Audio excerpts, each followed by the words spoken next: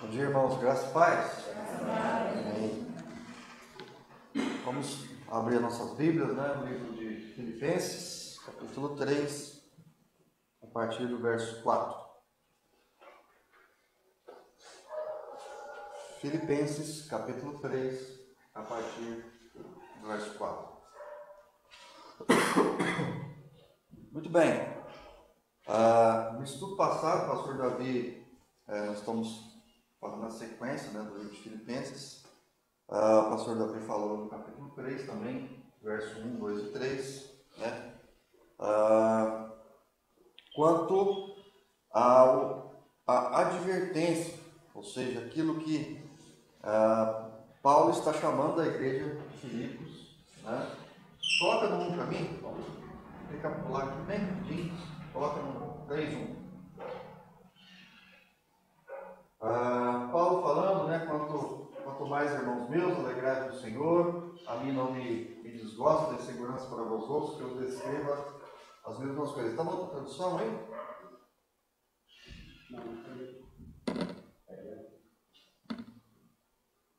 Está na cara. Isso. Verso 2.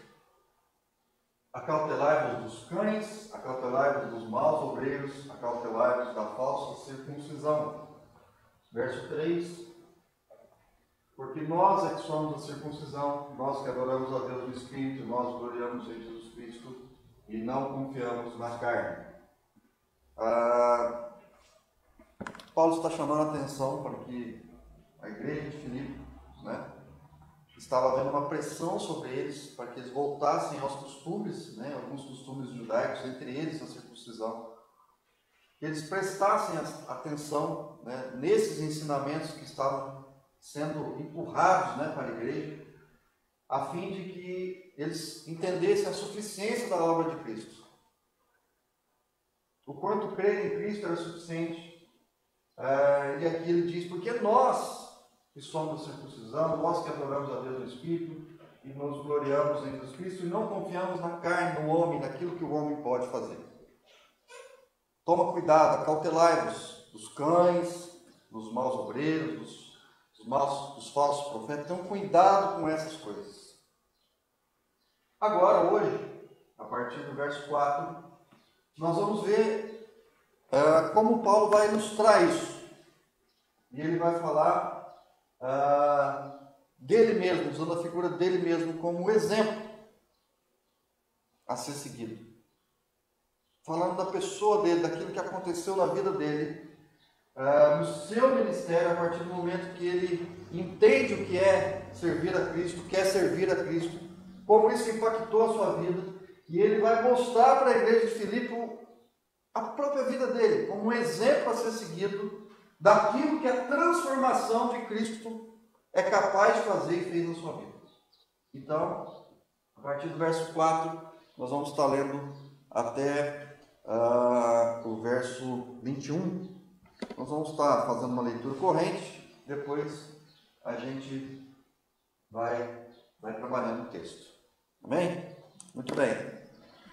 Filipenses, capítulo 3, verso 4. Bem que eu poderia confiar também na carne. Se qualquer outro pensa que pode confiar na carne, eu ainda mais, circuncidado ao 8º dia, da linhagem de Israel, da tribo de Benjamim, hebreu de hebreus, quanto à lei, fariseu. Quanto ao zelo, perseguidor da igreja. Quanto à justiça que há na lei, irrepreensível. Mas o que para mim era lucro, isso considerei perda por causa de Cristo. Sim, deveras considero tudo como perda, por causa da sublimidade do conhecimento de Cristo Jesus, meu Senhor, por amor do qual perdi todas as coisas e as considero como refúgio para ganhar a Cristo. E ser achado nele, não tendo justiça própria que procede de lei, senão a que é mediante a fé em Cristo, a justiça que procede de Deus, baseada na fé. Para o conhecer e o poder da sua ressurreição e a comunhão dos seus sofrimentos, conformando-me com ele na sua morte, para de algum modo alcançar a ressurreição dentre os mortos. Não que eu o tenha já recebido ou tenha já obtido a perfeição, mas prossigo para conquistar tudo aquilo para o que também foi conquistado por Cristo Jesus.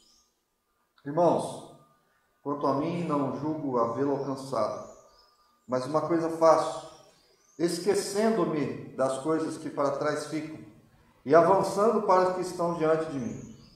Prossigo para o alvo, para o prêmio da soberana vocação de Deus em Cristo Jesus. Todos, pois, que somos perfeitos, tenhamos esse sentimento. E se porventura pensais de outro modo também isso, Deus vos esclarecerá. Todavia, andemos de acordo com o que já alcançamos. Irmãos, sede imitadores meus e observai os que andam segundo o modelo que tende em nós. Pois muitos andam entre nós, os quais repetidas vezes Deus vos dizia, e agora vos digo até chorando, que são inimigos da cruz de Cristo. O destino deles é a perdição, o Deus deles é o ventre, a glória deles está na sua infâmia, visto que só se preocupam com as coisas terrenas. Pois a nossa pátria está nos céus, de onde também aguardamos o Salvador, o Senhor Jesus Cristo, o qual transformará o nosso corpo de humilhação para ser igual ao corpo da sua glória, segundo a eficácia do poder que ele tem, até de subordinar a si todas as coisas. Bem, volta lá no 4 para mim, por favor. Irmãos, se a gente ficasse lendo esse texto aqui pelo menos mais umas 3, 4, 5 vezes, né? Seria suficiente a gente entender só o que a gente leu, que é muito profundo, mas é a base de um cristianismo sincero e verdadeiro. É a base daquilo que a gente tem que entender como ser um cristão de verdade. Quando eu olho para esse texto aqui, olhando para o exemplo de Paulo, que pede para sermos imitadores dele, porque ele é imitador de Cristo.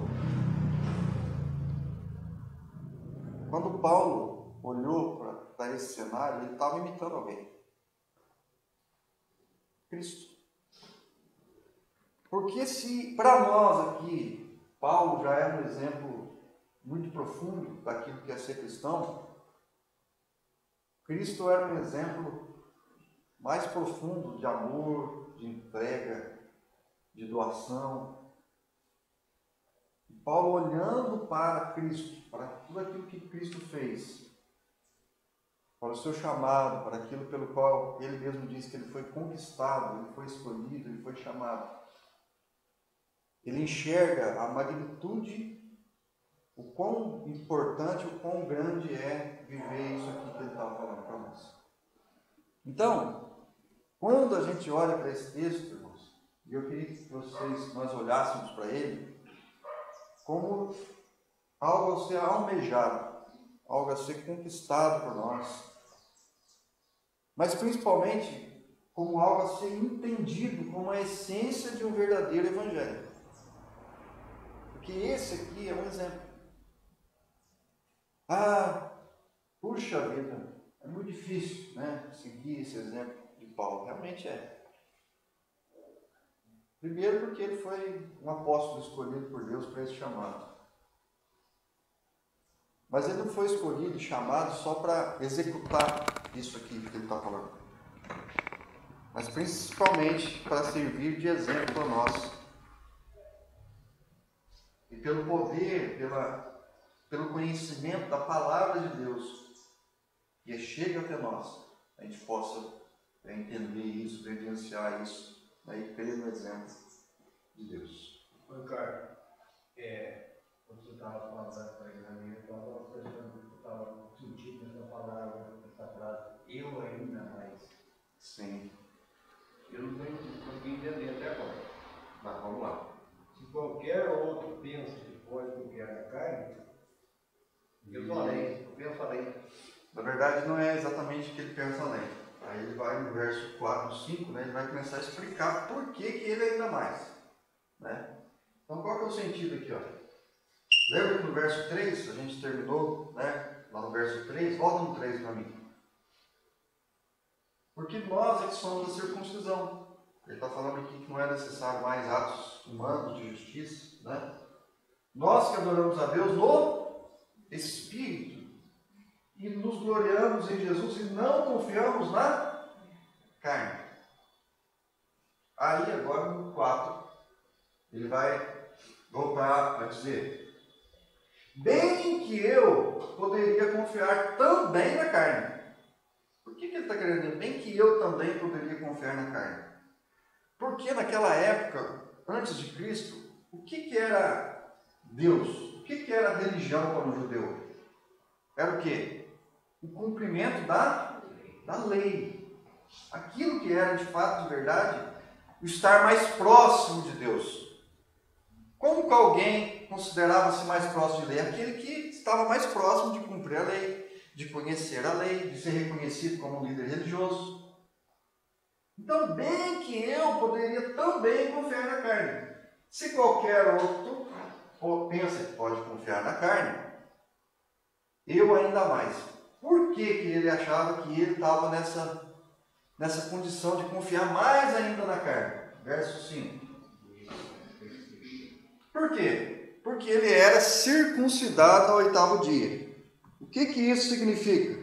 Paulo era judeu de nascimento, não ismaelita nem prosélito do judaísmo. Ele era judeu nato, né? Não era, o que é o prosélito? O prosélito era outra pessoa que podia estar sendo convertido ao judaísmo, não é isso? Não era o caso dele, circuncidado e 8º dia. Está mostrando ali que ele era judeu de nascença, ou seja, nasceu judeu, está ali. Da linhagem da tribo de Israel, que significa o quê? O apóstolo fazia parte do povo escolhido de Deus sobre a terra. Ou seja, ele fazia parte da nação escolhida de Deus, do povo de Deus.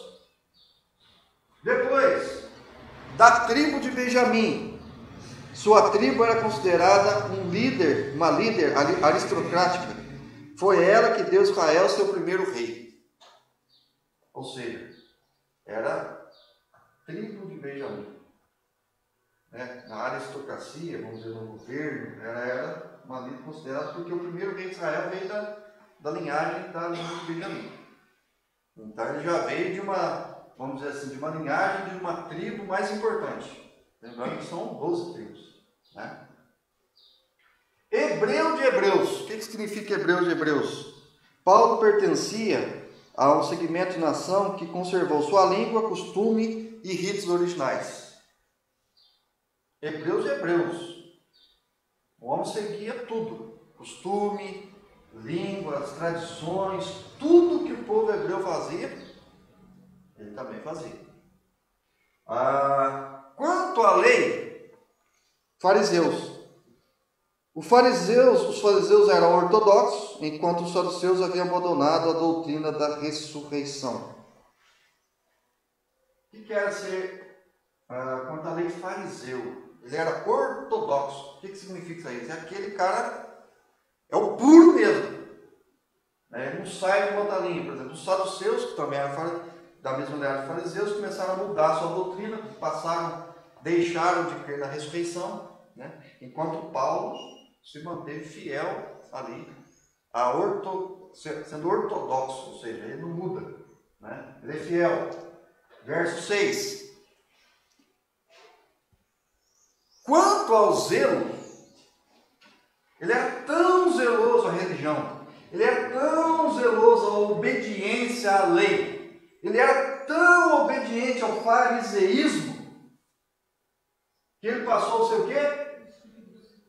Perseguidor. Ele era tão zeloso que ele passou a ser perseguidor da igreja.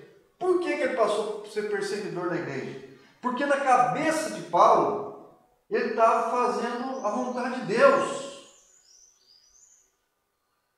Porque ele imaginava que o cristianismo, a igreja, era uma religião, um movimento que estava se formando, que não era a religião, não era de Deus, não era a vontade de Deus. Então, na cabeça dele, ele falou, não, a religião, aquilo que Deus quer é o judaísmo.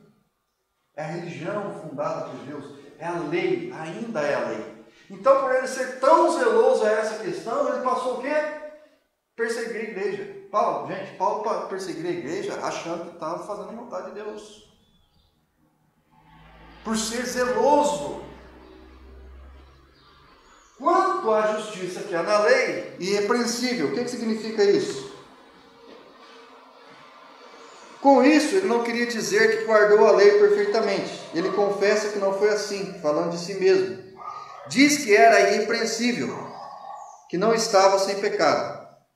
Apenas podemos concluir, tendo transgredido qualquer parte da lei, teve cuidado de oferecer o devido sacrifício. Em outras palavras, ele era zeloso e observou as regras do judaísmo até ao pé da letra. Quanto à justiça que há na lei, se havia alguma coisa boa a ser feita, e existia. Lógico que existia, porque a lei apontava o erro, o pecado, e ele, como observante da lei, existia alguma justiça ali. Ele era irrepreensível, porque ele procurava fazer isso de maneira fiel e clara. 7. Mas o que para mim era lucro, isso considerei perda por causa de Cristo. Então, só para entender aqui, não é que ele estava dizendo que ele era melhor que os outros, mas no sentido religioso, no sentido de uma posição religiosa, no sentido de alguém que de fato, de verdade, buscava cumprir a ordenança de Deus, que até o momento era a lei, dificilmente teria outra pessoa mais qualificada que ele para se encaixar ali. Primeiro que ele era membro do Sinédrio. Ele era entre os 70 ali, dos mais influentes da nação, gente. Não é 70 de uma igreja. É 70 de uma nação, de um povo. Ele fazia parte. Então, vamos dizer assim, ele era uma sumidade em termos de religião, de lei, de conhecimento, de tudo aquilo que alguém poderia almejar como religioso. Não tinha como subir mais. Não tinha como ele ser mais importante.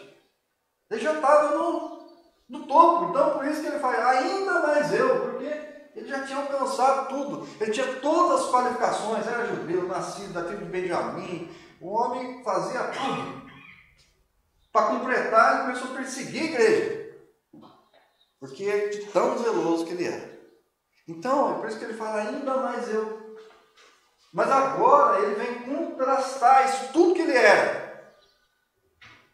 Agora ele vem mostrar que tudo aquilo que ele era, aquilo que na lei o homem não poderia alcançar, aquilo que não tinha mais aonde subir, aquilo que era o ápice do que a carne, do que a lei, do que o homem poderia atingir, mas o que para mim era lucro, aquilo que ele considerava importante, isto considerei perda por causa de Cristo. Ele passa a considerar, levar em consideração, né? O Davi já explicou, essa palavra considerar tem a ver com o espaço sideral, né? Essa consideração, ele passa a considerar aquilo de uma forma tamanha, como algo muito maior, muito mais intenso, mas o que para mim era lucro. Aquilo que eu achei que era o ápice, que era tudo que alguém poderia alcançar em termos de religião, eu passei a considerar, levar em consideração perda por causa de Cristo.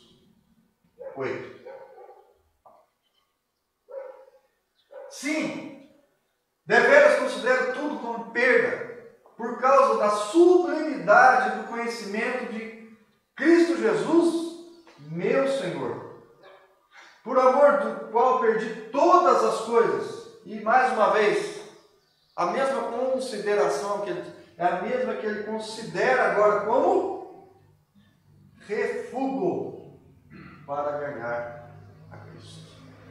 Gente, sim, eu considero tudo aquilo que eu tinha, tudo aquilo que eu era, como perda por causa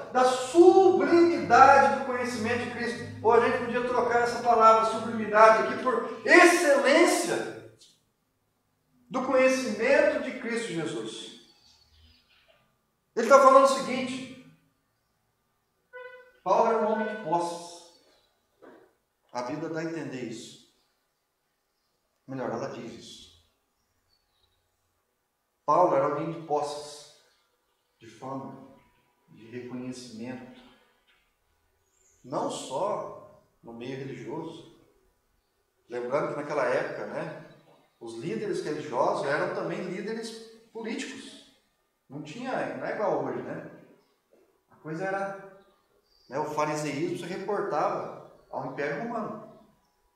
Então, se ele era o líder do sistema, um dos líderes, ele também era um líder político.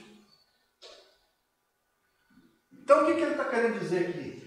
Considera tudo como perda por causa da excelência do conhecimento de Cristo. Gente, conhecer a Cristo é algo muito mais excelente do que qualquer coisa ou de qualquer experiência humana que o homem possa ter aqui na Terra. É isso que ele está querendo dizer. Se você é o presidente dos Estados Unidos, mas não conhece Cristo, está rebaixado. Eu não lembro qual pregador que era. Se era John Wesley, eu acho que foi John Wesley, ou não, aquele dos Estados Unidos famoso, como é que ele chama? Aquele foi bem famoso, Billy Graham. Uma vez ele estava nos Estados Unidos, né, e a rainha da Inglaterra foi visitar ele. E ele estava lá, né, em oração, e o pessoal foi falar com ele, a rainha está esperando.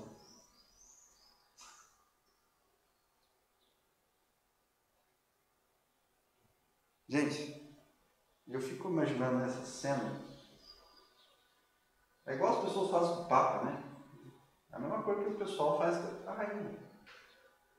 De ver o Papa a quilômetros de distância, a pessoa já começa a passar mal. Nossa, eu vi o Papa, eu vi a rainha. Mas Billy Graham era alguém que considerava isso nada. Porque o mais importante para ele era estar agradando a Deus na sua presença. Ele falou, não, ela pode esperar. Só alguém que tem entendimento de o quanto servir a Cristo, amar a Cristo, adorar a Cristo, colocar Cristo como algo sublime, né, como algo excelente, é capaz de ter atitudes assim. E foi o que Paulo estava fazendo. Ele jogou tudo isso perda como algo pequeno por causa da sublimidade, da excelência de Cristo Jesus, que era o quê? Seu Senhor. Por amor de quem? De Cristo Jesus, qual perdi todas as coisas. O que ele perdeu, irmãos?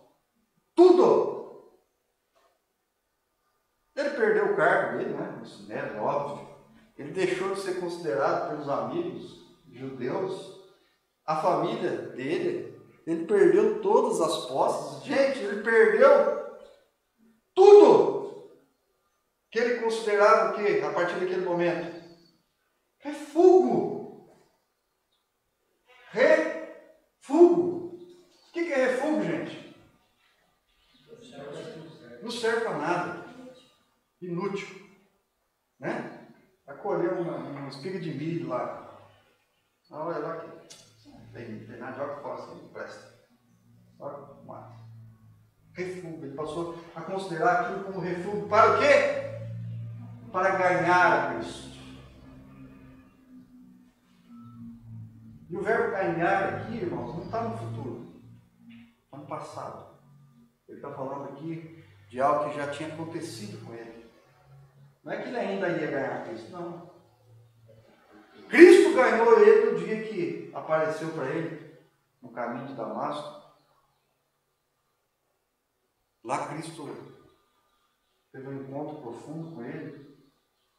E logo depois ele, rendido pela graça, pela excelência, pela vontade de Cristo, ele se rende. Né? Verso 9. E o que? Ser achado nele, não tendo mais o que? Justiça própria, justiça da lei, justiça da carne, justiça do homem. Agora eu vou ser achado em Cristo, eu não tenho mais justiça em mim, ou na lei, ou qualquer coisa que seja humana, que procede da lei. Senão, aqui é mediante o quê? A fé em Jesus Cristo. A justiça que procede de quem? De Deus. Baseada no quê? Na fé. Paulo está falando que ele está trocando agora uma justiça terrena de homens, da carne, por aquilo que de fato e verdade é uma justiça que procede de quem, gente? De Deus, mediante a fé em quem? Jesus Cristo. Vamos trabalhar um pouquinho isso aqui. O que é ser justificado? Nós somos justificados por Cristo Jesus. Um paralelo aqui muito simples, irmãos. Por mais que ele fosse fariseu, zeloso, alguém que buscasse cumprir a lei, irrepreensível, isso faria dele alguém justo diante de Deus? Não. Impossível. Impossível, porque o homem não consegue cumprir a lei. Mas agora, ele vai falando, eu quero ser achado nele, não tendo justiça própria que procede da lei, senão a que é mediante a fé em Cristo, a justiça que procede de Deus baseada na fé. Ou seja, agora sim, nós podemos nos apresentar justos diante de Deus. Não porque nós somos irrepreensíveis, mas porque Cristo se fez justiça por nós. É nessa justiça agora que ele está falando. Agora sim, por Cristo eu posso ser achado justo entre os homens. Por isso que ele considerava o quê? Tudo que ele tinha feito com as suas próprias mãos, o quê? Refúgio. Porque por mais que ele tentasse cumprir a lei, obedecer a Deus, ele não conseguia ser achado justo diante de Deus. E ele considerou aquilo tudo o quê? Refúgio. Mas agora ele crê na fé em Jesus Cristo, que é capaz de fazer o homem justo diante de Deus. Gente, essa é a excelência do Evangelho. A excelência do Evangelho não é você achar que você agora se tornou crente, que você mudou de religião, que agora você é bonzinho, que você vai estar mais próximo do que a vontade de Deus. Isso é a consequência de algo muito mais profundo que aconteceu dentro de nós. E esse algo profundo que aconteceu dentro de nós é o mesmo que aconteceu com Paulo. É ele entender que ele era pecador, falho, que ele precisava se arrepender dos seus pecados, crer em Jesus Cristo, transformar a sua vida. E isso ia fazer dele alguém amado de Deus. É isso, é a mesma coisa. E qual que é o problema hoje da fé cristã? De modo geral, é as pessoas achar que elas são boas e que podem fazer coisas boas para Deus. E começam a propor uma barganha com obras. Enquanto que o verdadeiro evangelho é esse aqui que Paulo está apresentando. Aquele que achava que era alguma coisa não era nada, mas agora entendendo a sublimidade, a excelência da obra de Cristo, aquilo que Cristo fez, considera todas essas coisas refúgio, perda, para que agora, baseado no quê? Na fé. Irmãos, só alguém que tem fé é capaz de abandonar tudo, deixar tudo para trás, para agora, por fé, viver na dependência de Cristo e fazer sua vontade. A minha pergunta é: Deus pode esperar de nós algo melhor que isso? Não. Aliás, é isso só que Deus espera de nós. Porque boas obras, irmãos, sempre são carregadas de vícios. Coisas boas que a gente pode fazer nem sempre são para a glória e para a honra de Deus.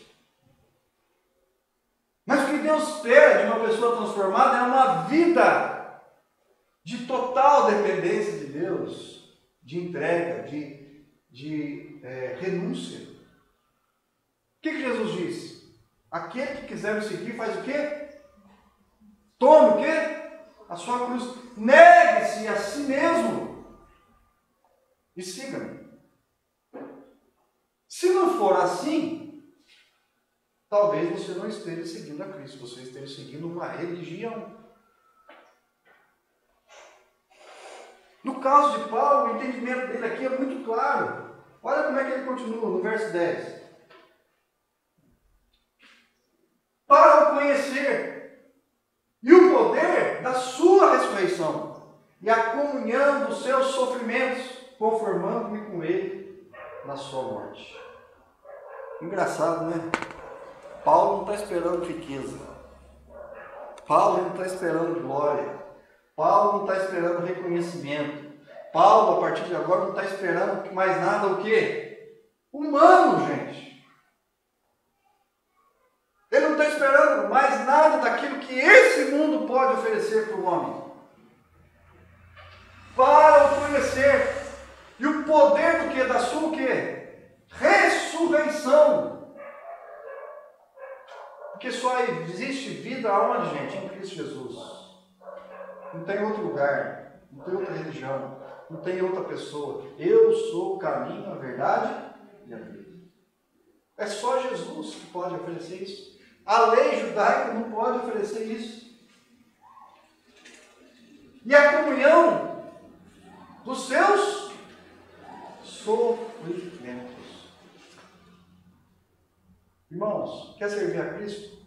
De verdade. Não é no padrão igreja brasileira, ou de algumas igrejas do mundo aí. Não é almejar coisas que Deus não ofertou e não ofereceu, e nem prometeu.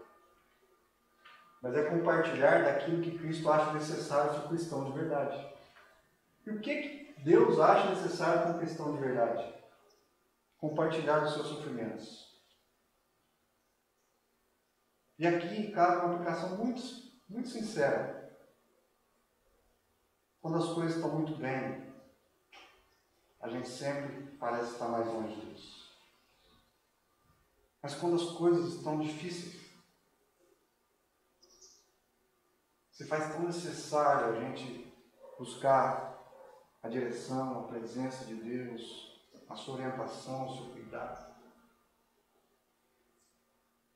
Paulo está dizendo o seguinte, que ser um cristão de verdade é compartilhar isso. Foi o que Cristo fez. Nós estudamos isso lá no 2. Porque ele não considerou, ele não usou por usurpação ser igual a Deus. Antes a si mesmo se esvaziou, tornando como se figura humana. Ele trocou a glória que estava proposta pelo sofrimento em favor do outro. E ser um cristão de verdade, irmãos, é viver isso na sua intensidade. Paulo está falando agora, se eu tiver que sofrer por Cristo, se eu tiver que morrer por Cristo, isso é ser cristão de verdade, porque eu vou estar demonstrando o quanto eu amo a Deus. Não cumprindo rituais da lei, não sendo aplaudido na sinagoga, sendo respeitado e considerado. Isso não é a vontade de Deus.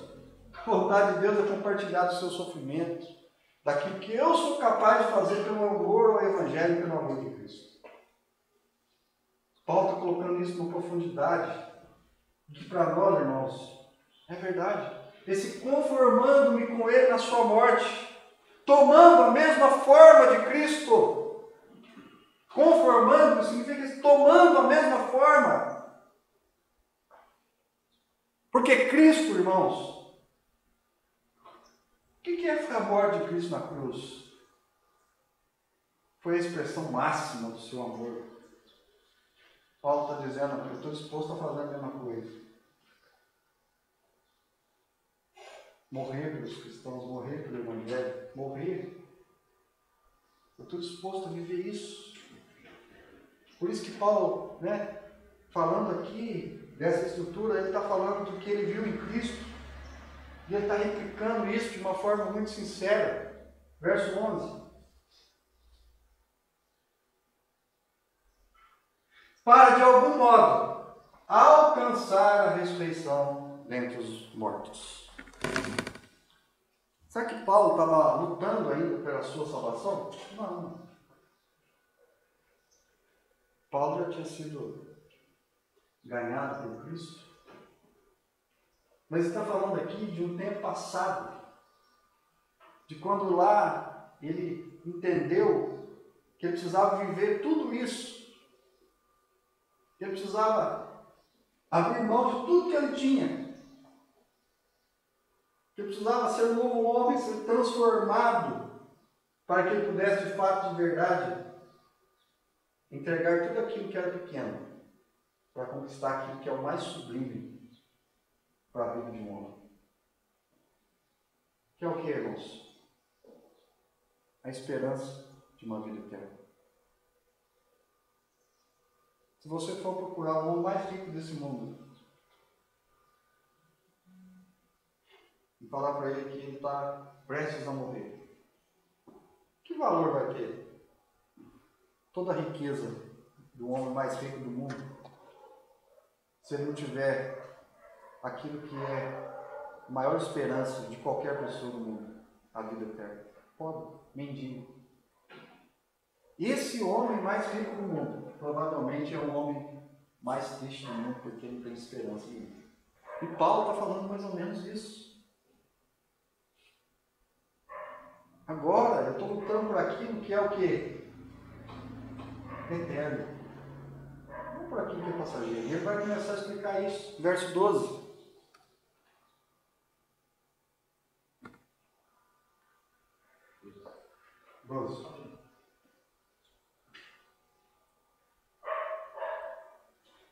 Não que eu já tenha recebido ou tenha obtido a perfeição, mas prossigo para conquistar aquilo pelo que também fui conquistado por Cristo Jesus.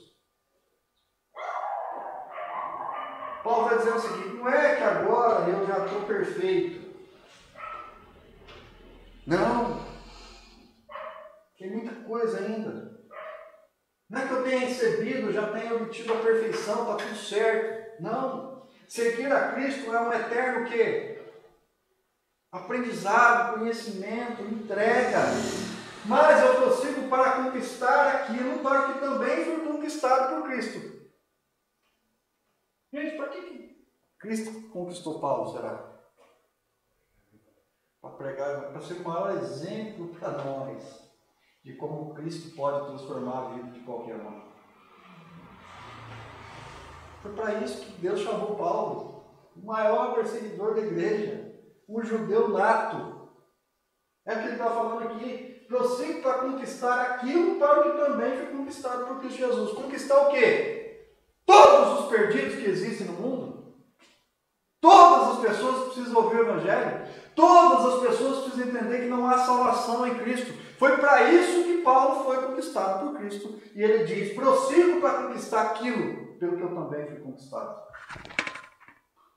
A obstinação de Paulo agora é entender que aquilo que tinha acontecido com ele precisava ser acontecido com as outras pessoas. Por isso que ele fala: não é que eu já obtive a perfeição. E esse, irmãos, às vezes é um problema nosso.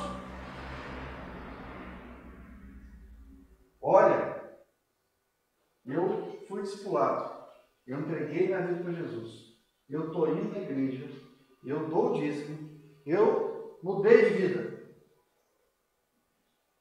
Ótimo, é o primeiro passo. Mas Jesus Cristo não morreu só por você, pela sua vida, ou pela minha. Jesus Cristo alcançou a minha e a sua vida para que a gente possa ser o quê? Testemunhas, é o que a Bíblia fala. Embaixadores. A Bíblia nos chama de embaixadores, irmãos. Agora lembrei o termo lá do Billy Graham, é esse. Certa vez ele foi convidado para ser embaixador nos Estados Unidos. E ele falou assim: não, eu não posso baixar de cargo. Eu já sou embaixador de Cristo. Você é embaixador dos Estados Unidos. Está vendo? Quem que não quer ser embaixador dos Estados Unidos, irmãos? Não. Eu já sou embaixador de Cristo. Vou rebaixar de cargo? Total fidelidade. Total fidelidade. Então, a ideia de Paulo é isso. Eu prossigo para aquilo pelo qual eu fui conquistado. Deus me conquistou para que eu pudesse conquistar com a minha vida, com o meu exemplo, com a carta que eu estou escrevendo, a vida de outras pessoas. Também fui conquistado por Cristo. Para Paulo ser transformado somente? Não, irmãos. Para que a partir da vida de Paulo, muitas pessoas fossem transformadas. E esse é o problema da igreja atual. É o conformismo. Ah, eu já criei, eu já estou bem, estou na igreja, tá bom. O resto, misericórdia. Gente, isso não é cristianismo de verdade. Porque o cristianismo de verdade segue o exemplo de Cristo e de Paulo, que é o quê? Renúncia, perca, entrega em favor de quem? Do próximo. Paulo poderia ter sido conquistado, convertido e ficar onde? Vou fazer aqui, gente, meio ter um cristianismo aqui de fachada. E não ia ser bom para ele? Será que se ele fosse viver um cristianismo de fachada, ele ia ser perseguido? Será que ele ia ser torturado? Será que ele ia ser preso? Será que ele ia ser morto? Não. Mas Paulo quis viver um cristianismo de verdade. É por isso que ele fala lá, participante dos seus sofrimentos, Jesus. Se você sofreu, sofre também. E quem vier depois de mim, vai ter que sofrer também. Só que, irmãos, a coisa não acaba aqui. Olha, 13. E eu vou caminhar para a gente terminar.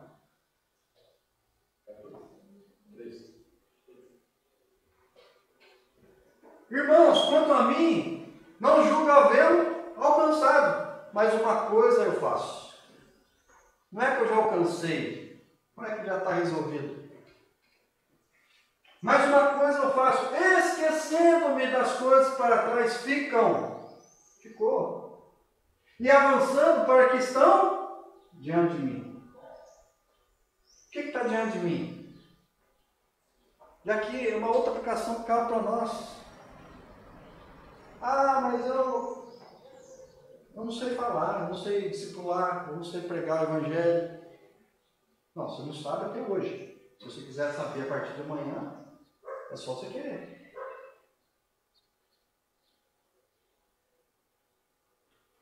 É simples.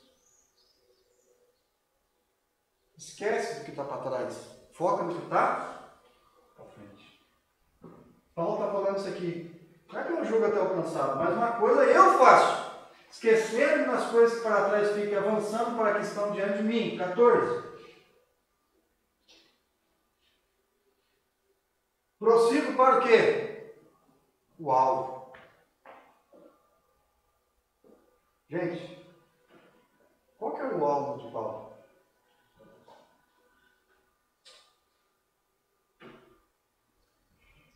Vamos lá.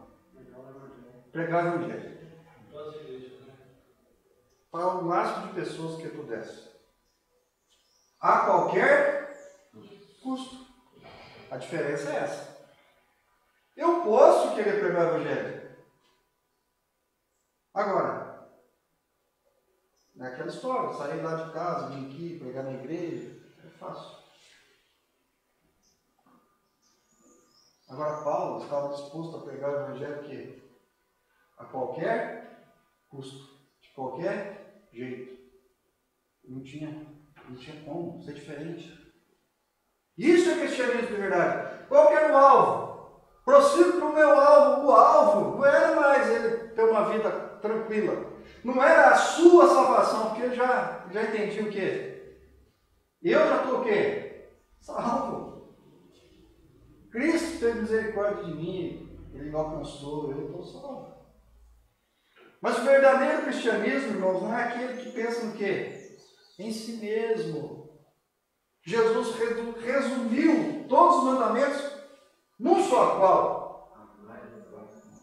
Amar o quê? A Deus sobre todas as coisas, primeiro. E ao próximo como a si mesmo. Do jeito que você se ama, você tem que amar o outro. Difícil, não é? O próximo é todo aquele que você se aproxima dele ou se aproxima de você. O próximo, amar a Deus sobre todas as coisas e ao... Qual que é esse próximo aí? Então, essa pergunta aí há tempo que eu vou fazer. Isso, Jesus responde lá no Evangelho de Mateus. Lá no Bom Samaritano. Uma parábola do Bom Samaritano. Resumindo rápido para não ficar perdido. Alguém pergunta para Jesus, alguns apóstolos, né? Mas quem que é meu próximo? Aí Jesus, como ele sempre fazia, contou uma parábola. Um homem estava lá, você já sabe a história, à beira da estrada, veio o fariseu, passou lá, veio o outro lá, quem que é mesmo? Hã? O levita. E o sacerdote passou o quê? De largo. Passou de largo. E veio o quê? Samaritano. Quem que era samaritano? Alguém que não fazia parte do povo de Deus. Foi lá e teve o quê? Compaixão. Foi lá, pegou, curou, levou lá, mandou cuidar, pagou o gato, pagou lá a hospedaria. Então quem que é o próximo? O próximo é qualquer um que precise. E o que as pessoas precisam, gente? Ah, a pessoa precisa de comida. Muita gente precisa de comida. Ah, a pessoa precisa de remédio. Muita gente precisa de remédio. Mas o que de fato, de verdade, as pessoas precisam, gente? De Jesus, de salvação. Então, o meu próximo é todo aquele que precisa de salvação. É todo aquele que precisa de ouvir de Cristo. É todo aquele que às vezes está dentro da igreja, mas ainda não conheceu Cristo de verdade. Esse é o meu próximo. Gente, ter misericórdia das pessoas é ter misericórdia da alma da pessoa. Sabe por quê? Porque se a pessoa está doente, se ela está com fome, é triste, não é? É triste. Uma pessoa doente, com fome. Mas muito mais triste é saber que essa pessoa não tem Cristo e a sua salvação eterna. Que a fome passa. A dor passa. Ah, mas não. Se você tem condição, é sua obrigação como cristão atender a necessidade do próximo. Mas Jesus falou o seguinte para os apóstolos: ide por todo mundo e fazer caridade, curar os doentes, fazer o quê? Pregar o evangelho a toda criatura. Esse é o próximo.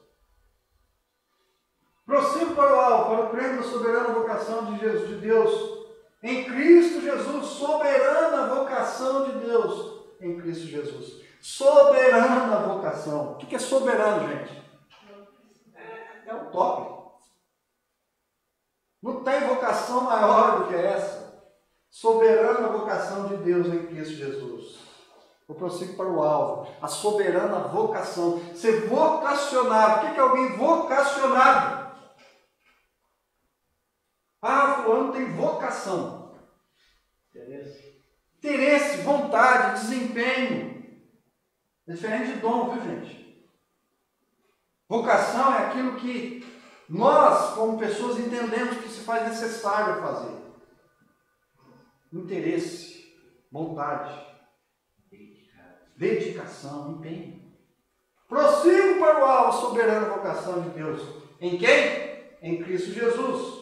Vamos mandar um pouquinho. 15. Todos, pois, que somos perfeitos, tenhamos esse sentimento, e se porventura pensais de outro modo, também isso vos esclarecerá. Vou trocar a palavra perfeitos por maduros.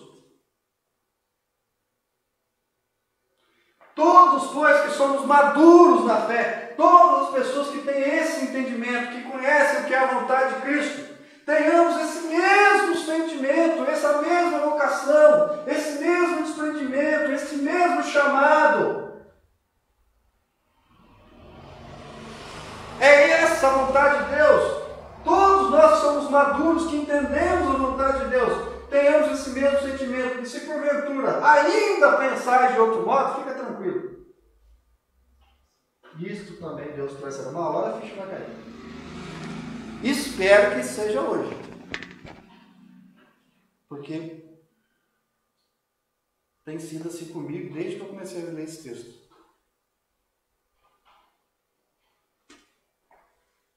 Também isso. Deus vos esclarecerá. 16.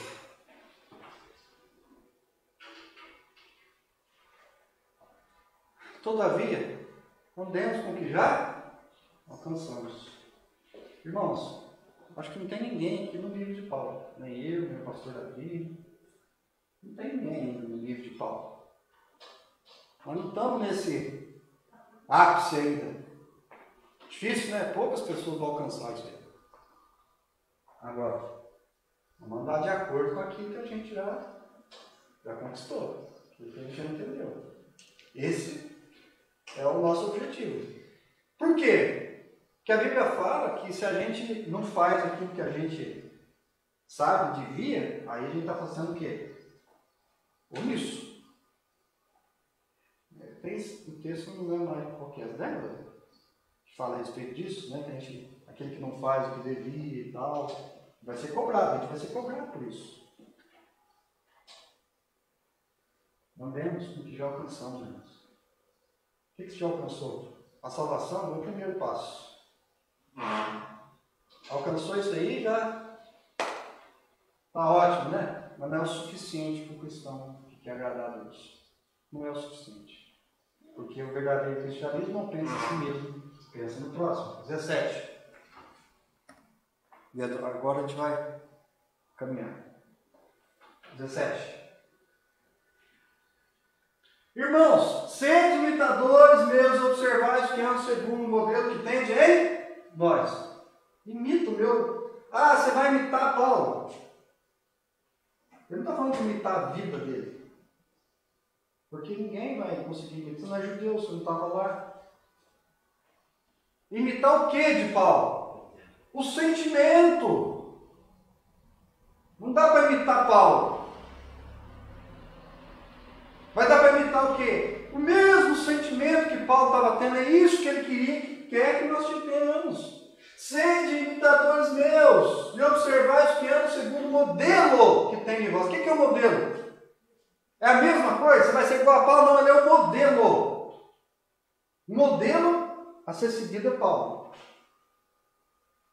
Não é para ser igual a Paulo. Tende o mesmo sentimento.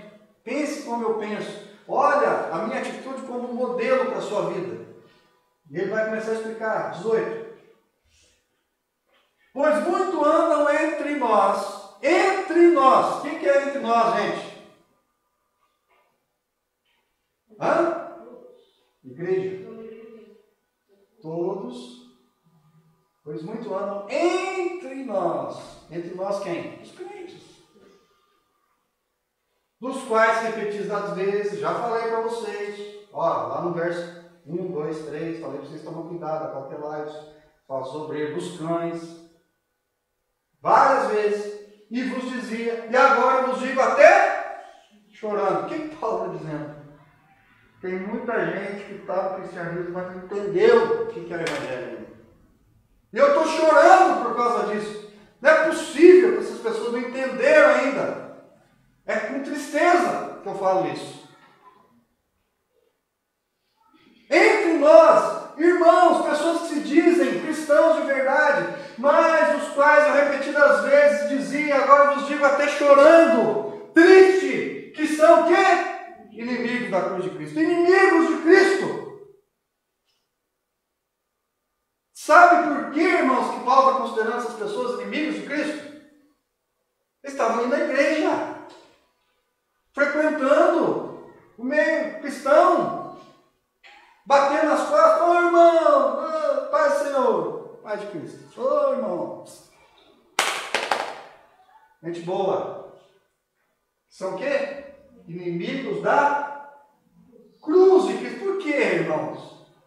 Por que é inimigo da cruz de Cristo? Porque não entendeu o que é a cruz de Cristo, a obra de Cristo. E o que mostra para nós isso? 19. O destino deles é o quê? Perdição. Está na igreja, mas não é crente.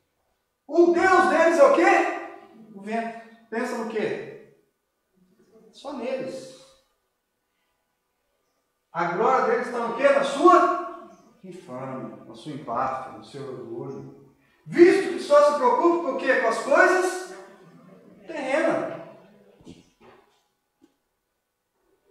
O Deus deles não é Jesus Cristo que morreu na cruz pelo amor do próximo. O Deus deles é Ele mesmo. Só que Ele está dentro da igreja. Mas é um cristianismo mentiroso. Que talvez a pessoa olhando lá de fora, aqui dentro, fala, lá é crente. Mas a Bíblia fala que importa agradar quem? A Deus. Irmãos, Deus não dá para enganar. Deus sabe se você é crente, se não é. Agora, a grande conclusão disso tudo, o grande problema, quem vai sofrer não é Deus. É quem? É você, porque o destino deles é o quê? Perdição. Por quê? Porque não pensou no próximo, porque não entendeu o que é o cristianismo, porque de fato, de verdade, não entendeu o que é a cruz de Cristo, não entendeu que o cristianismo é pensar no outro, é pensar no próximo, é entregar a sua vida, é negar a si mesmo, é considerar as coisas como refúgio, é olhar para frente, é conquistar o alvo, prosseguir para o alvo, fazer a vontade de Deus. Se você não entendeu isso, você está numa religião, você não está numa igreja, você não está no corpo de Cristo. Era isso que estava acontecendo com as pessoas. Irmãos, eu posso falar igual Paulo está falando, chorando, que a condição da maioria da igreja hoje no mundo é essa. Religiosidade. Mas o que Paulo está querendo fazer aqui? Ensinar as pessoas a entender que o verdadeiro evangelho não é esse. E ele está chamando a atenção da igreja de Filipe justamente para isso. A igreja estava se voltando aos rituais, às práticas religiosas, e deixando de aplicar o verdadeiro evangelho, que é o evangelho da salvação, do amor ao próximo, da entrega, da dependência a Cristo. Presta atenção, Paulo está escrevendo para eles. 20. Sabe por quê, irmãos? Essas pessoas, o destino dela é a perdição. A nossa pátria está nos céus. Você não tem que lutar por aquilo que não te pertence. Se nós estamos lutando por aquilo as coisas desse mundo, nós estamos lutando por quê? Por aquilo que não é nosso. Paulo está dizendo o seguinte, a nossa pátria, o que é pátria? Morada. Morada, mas de quê? De um cidadão nato. Eu sou brasileiro. Se eu sair do país, eu sou o quê? Estrangeiro, não é isso? Então, se a nossa pátria é no céu, aqui nós somos o quê, gente? Estrangeiro. É a mesma coisa o estrangeiro chegar lá nos Estados Unidos e querer começar a dar ordem, ensinar os outros. O que vai acontecer lá? Ué, vai ser extraditado, preso, mandado embora, batido. Então a gente tem que lutar pelo quê? Pela nossa pátria. Nossa pátria está aqui. Não está, gente. A nossa pátria está nos céus. Busque as coisas de Deus, as coisas dos céus, aquilo que agrada a Deus, não a homens, aquilo que é a vontade de Deus, aquilo pelo qual Cristo morreu. De onde também o quê? Aguardamos o Salvador. De onde é onde o quê? De onde nós aguardamos o Salvador? Está escrito isso aonde mesmo, gente? Apocalipse, Mateus, né? Hoje eu estou em Paraná. Por que céus? Por que está no plural aí? Pois a nossa pátria está nos céus. Plural, né? É que tem uma condição de céus aqui, né? Por exemplo,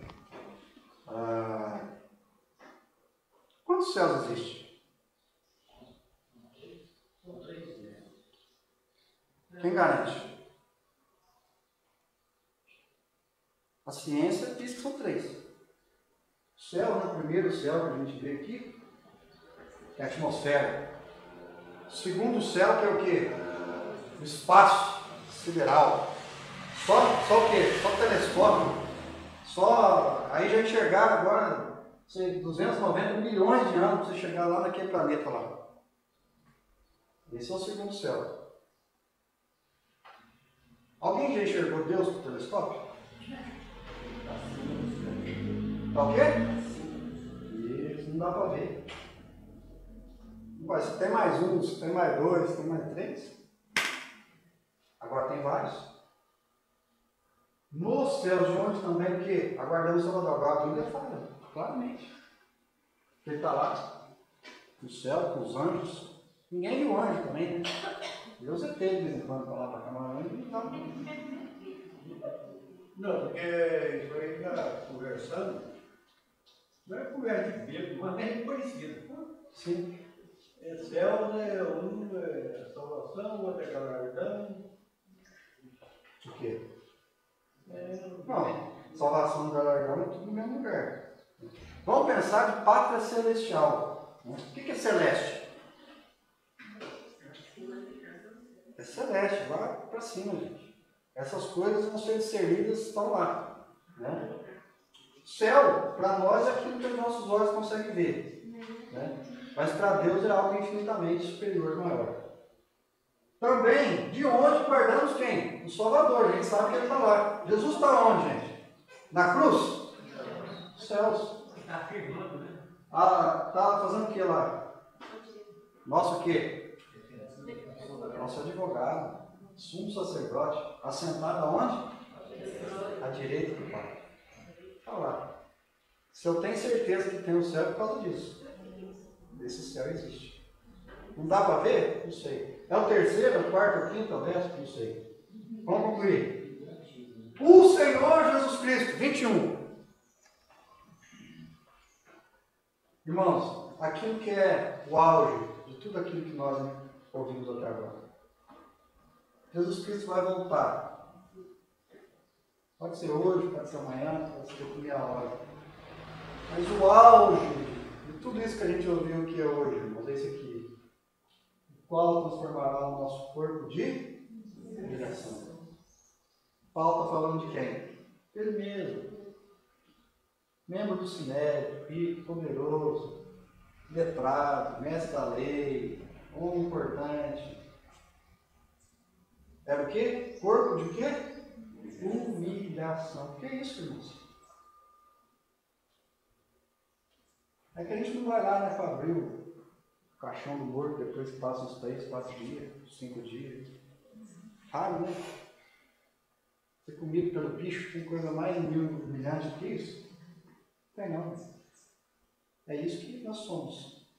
É isso que o homem é. Essa é a natureza humana sem Cristo.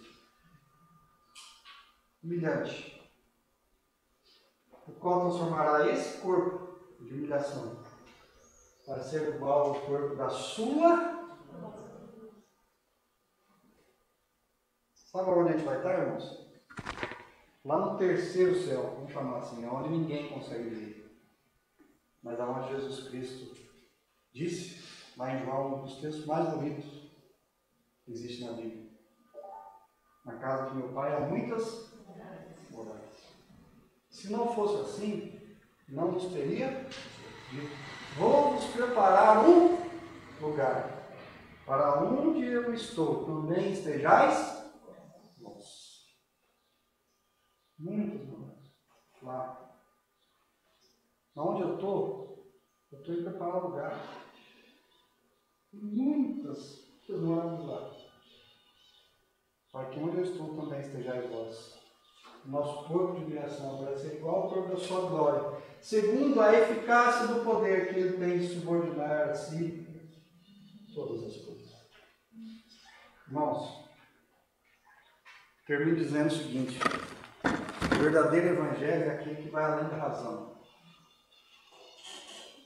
O verdadeiro evangelho é aquele que vai além do que a gente consegue entender como racional. E o verdadeiro cristão precisa viver isso.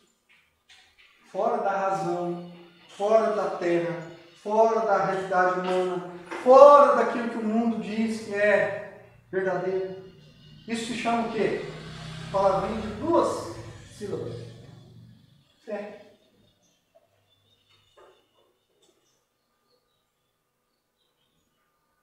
O justo vive pela fé. Paulo vivia pela fé. O que Deus quer de nós? Viva pela fé. Isso é cristianismo de verdade. O resto, irmão, sabe o que é? Religiosidade. Ou podemos trocar por idolatria. Idolatria não é servir imagem, não, gente. Isso aí é um meio de idolatria, um modo de idolatria. Idolatria é tudo aquilo que tira a glória de Deus. Aquilo que coloca o vento. Né? Qual que é o destino deles? A perdição. Porque o Deus deles é o quê? O vento. A sua infâmia, a sua empate. Nós possamos entender isso. E que o Espírito Santo de Deus nos capacite, irmãos, a ter essa experiência de viver algo não terreno, mas viver algo sobrenatural de Deus, que é ter uma vida como de Paulo, que considerou tudo perda. Gente, isso só tem um jeito de acontecer. Nosso homem natural não vai conseguir pensar assim. O meu homem natural não consegue pensar assim. Só tem um meio de a gente alcançar isso que Paulo alcançou. Era o quê? A direção do Espírito de Deus, a mão de Deus, trabalhando na vida dele, fortalecendo ele, ensinando ele, dirigindo ele. Naquele momento, Paulo não tinha isso aqui. Ó. Ele tinha só lei. Mas ele foi capacitado por Deus, pelo seu Espírito, para se fazer modelo. Para que hoje nós pudéssemos, a partir da vida dele, da palavra de Deus, das 2 sementes espirituais, que é o quê? A palavra de Deus e o Espírito Santo de Deus. Fazer cumprir a vontade de Deus. Amém? Amém? Desculpa, mas hoje não se escapou, né? Mas eu acho que foi muito importante a gente entender isso. Amém? Vamos colocar de pé?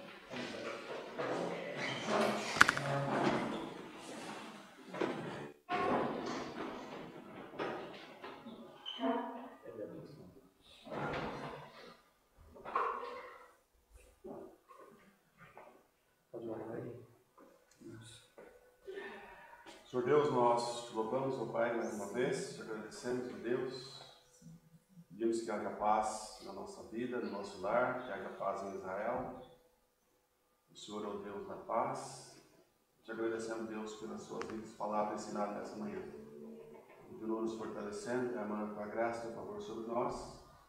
Nos ajude, nos dê sabedoria, e que o Santo Espírito do Senhor nos ajude, Pai, para que nós possamos realmente fazer o que quis. Ir avante até que o Senhor venha nos buscar tua igreja remida pelo sangue de Jesus. Nós te agradecemos a Deus por as ricas palavras do Senhor e nos ajude e nos fortalece a cada dia, que nós possamos, ó Deus, sempre ouvir e aprender e colocar em prática nossas vidas. Essa é a nossa oração, com perdão dos nossos pecados, em nome de Jesus. Amém. Que o grande amor do nosso Deus Pai, a graça infinita do nosso querido Salvador Jesus Cristo, as doces consolações do Espírito Santo de Deus esteja com essa igreja e com todo o povo de Deus que busca a sua palavra, e que medita e que prega a tua palavra hoje e todo sempre. Amém. Deus abençoe em nome de Jesus.